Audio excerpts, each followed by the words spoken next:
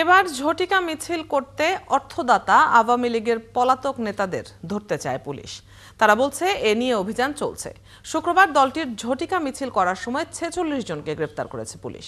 এ পর্যন্ত সব মিলিয়ে ৩,০০০ আওয়ামী লীগ নেতাকর্মীকে গ্রেপ্তার করেছে আইনশৃঙ্খলা বাহিনী। সাজিদ সরকারের প্রতিবেদন। চলতি পথে হঠাৎ করে হাতে গোনা কয়েকজন একসাথে হয়ে চেষ্টা করছে মিছিলের, আবার কিছুক্ষণের মধ্যেই মিছিল শেষ করে যে যার মতো মিশে যায় পথচারীদের ভিড়ে।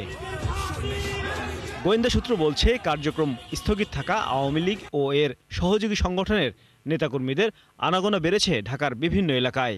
ঝটিকা মিছিল থেকে ককটেল ফাটিয়েও জনমনে আতঙ্ক তৈরি করছে তারা।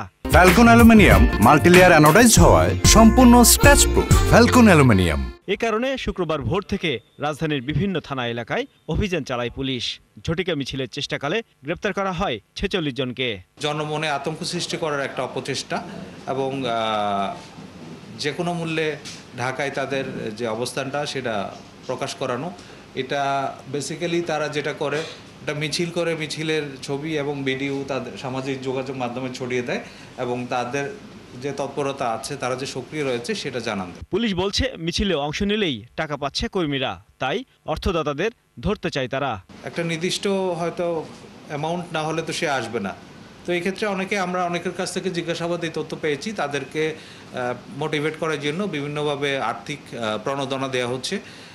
সেগুলো আমরা মাথায় রাখছি এবং যারা এই প্রণোদনাগুলো দিচ্ছেন, যারা আর্থিকভাবে সহায়তা করছেন, তাদেরকে আইনের আওতায় নিয়ে আসার জন্য আমরা কাজ করছি।